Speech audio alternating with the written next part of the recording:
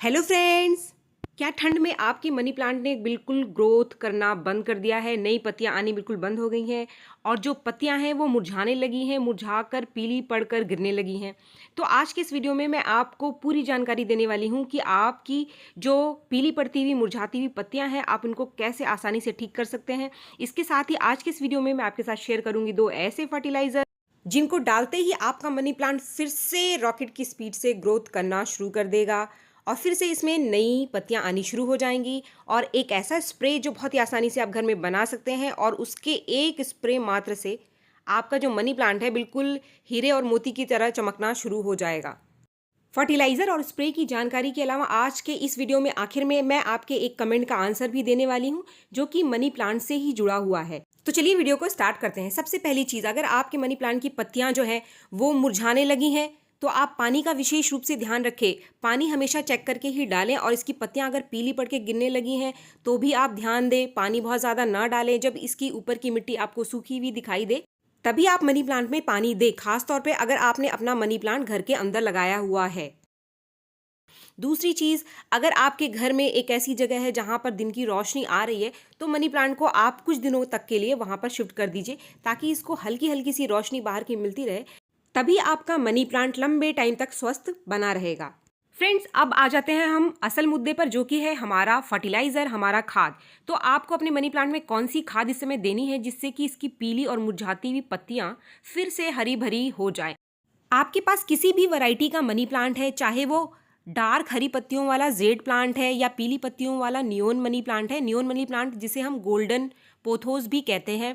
आपके पास marble queen है या फिर एनजॉय का मनी प्लांट है। सबकी जो देखभाल है लगभग एक जैसी ही होती है और इनमें जो डालने वाला फर्टिलाइजर है वो भी एक जैसा ही होता है। तो फ्रेंड्स, आज हमारे पास 2 फर्टिलाइजर हैं। सबसे पहला, ये जो काले रंग का आपको दाने दिखाई दे रहे हैं ये है डीएपी। ये एक सबसे सस्ता और आसान फर्टिलाइजर है आज की डेट में।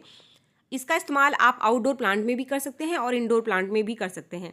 अगर आपका मनी प्लांट का जो पॉट है वो बहुत छोटा है, जैसे कि ये 4 इंच का पॉट है, तो इसमें आप 4 से 5 दाने 20 दिन में एक बार देना है आपको। अगर पॉट का साइज़ थोड़ा बड़ा है, जैसे कि 10 से 12 इंच का आपका पॉट है या फिर 8 इंच का है, तो ग्रेन्यूल्स की मात्रा आपको बढ़ा देनी है। ये जो मात्रा है आप 10 से 12 दाने कर सकते हैं। फ्रेंड्स, डीएपी सबसे सस्ता उपाय है क्योंकि डीएपी में नाइट्रोजन और फास्फोरस पाया जाता है, तो इससे हमारे जो प्लांट की पत्तियां हैं वो हरी रहती हैं। और अगर रूट ने ग्रोथ करना कम कर दिया है, पौधे ने ग्रोथ करना कम कर दिया है, तो इसकी ग्रोथ को ये बढ़ा देते हैं। अभी जो दूसरा फर्टिलाइजर है हमारे पास वो है एनपीके। एनपीके भी सबसे कॉमन फर्टिलाइजर है, केमिकल फर्टिलाइजर है डीएपी और एनपीके। एनपीके जैसा कि आप नाम देख रहे हैं, N for nitrogen, P for phosphorus and K for potassium. Friends, खेती और गार्डनिंग दोनों में इस्तेमाल होने वाले ये दोनों ही सबसे सस्ते और कॉमन फर्टिलाइजर हैं। कोई भी ऐसा गार्डनर नहीं होगा जिसके पास आपको एनपीके या फिर डीएपी ना मिले। अब आप इसके इस्तेमाल का सही तरीका देख लीजिए। यहाँ हमको लेना है सिर्फ 1/4 से आधा चम्मच एनपीके। सिर्फ 1/4 से आधा चम्मच एनपीके लेना है, आधा चम्मच भी पूरा आपको नहीं लेना है। और इसको आपको 1 लीटर पानी में डिजोल्व कर लेना है। पानी में डालते ही ये आसानी से घुलने वाला फर्टिलाइज़र है। अगर आप डीएपी और एनपीके का कंपैरिजन करें तो एनपीके जो है वो पानी में आसानी से घुल जाता है, लेकिन डीएपी पानी में घुलने में बहुत ज़्यादा टाइम लेता है। डीएपी ज़्यादा सस्ता फर्टिलाइज़र है एनपीके से। अगर आप पूछें कि दोनों में से आपको कौन सा फर्टिलाइज़र देना ज़्यादा सही रहेगा, तो मैं आपको कहूँगी कि एनपीके डीएपी से ज़्यादा बेस्ट है क्योंकि ये आसानी से घुलने वाला है और इसका जो रिज़ल्ट है वो पौधे के ऊपर जल्दी दिखाई देता है क्योंकि ये ज़्यादा टाइम नहीं लेता है अपना न्यूट्रिशन प्लांट को पहुँचाने में। लेकिन डीएपी को जब हम मिट्टी में डालते हैं तो ये काफ़ी लंबा टाइम लेता है, 15 से 20 दिन इसका रिज़ल्ट हमारे पौधे पर देखने के लिए मिलेगा। अगर आप एनपीके या फिर डीएपी खरीदना चाहते हैं तो बहुत आसान तरीका है इसको ऑनलाइन लेने का। आप अमेज़ॉन या फिर फ्लिपकार्ट से ऑनलाइन जाकर इनको ले सकते हैं क्योंकि मार्केट में घूम घूम कर इनको ढूंढना थोड़ा मुश्किल होता है। फ्रेंड्स, अगर आपके पास एनपीके या फिर डीएपी नहीं है तो एक सबसे आसान तरीका है अपने मनी प्लांट की ग्रोथ को बढ़ाने का, वो है चाय की पत्ती। ये है सूखी चाय की पत्ती। जो चाय की पत्ती चाय की छन्नी में बच जाती है, इसको आप अच्छे से 4-5 पानी से धोकर धूप में सुखा लीजिए। धूप में सुखाना बिल्कुल ना भूलें और आप इसको 3 से 5 चम्मच अपने मनी प्लांट की मिट्टी में मिला सकते हैं। ये एक बहुत अच्छा सोर्स है नाइट्रोजन का। तो कोई फर्टिलाइज़र जो मार्केट का आपके पास नहीं है तो ज़्यादा परेशान होने की ज़रूरत नहीं है। ये होममेड फर्टिलाइज़र भी अच्छा रिजल्ट देते हैं आपके प्लांट के ऊपर।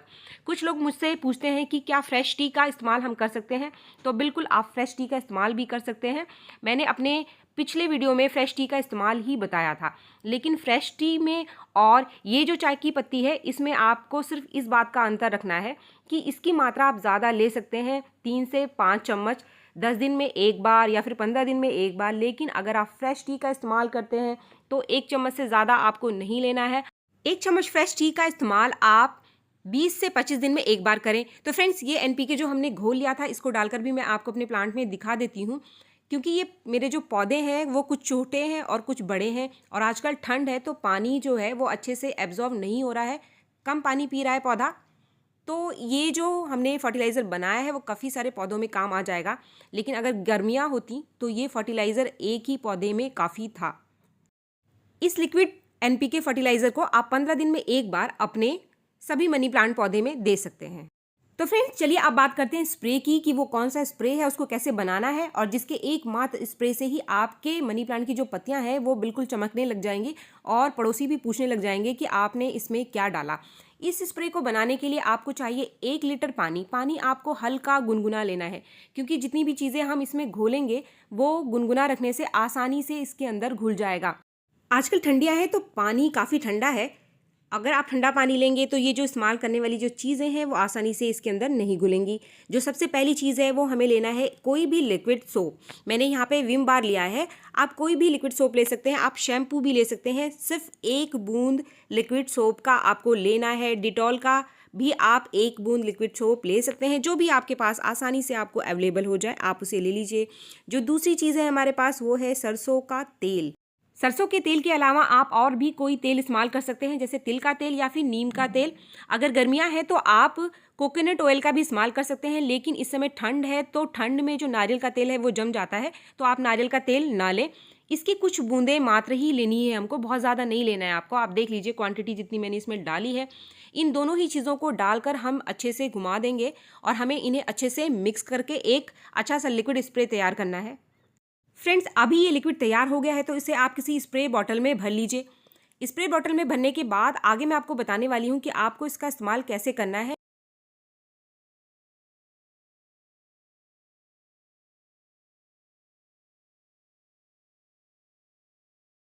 इस लिक्विड स्प्रे को आपको हर हफ्ते यानी कि हफ्ते में एक बार अपने मनी प्लांट की पत्तियों पर स्प्रे करना है।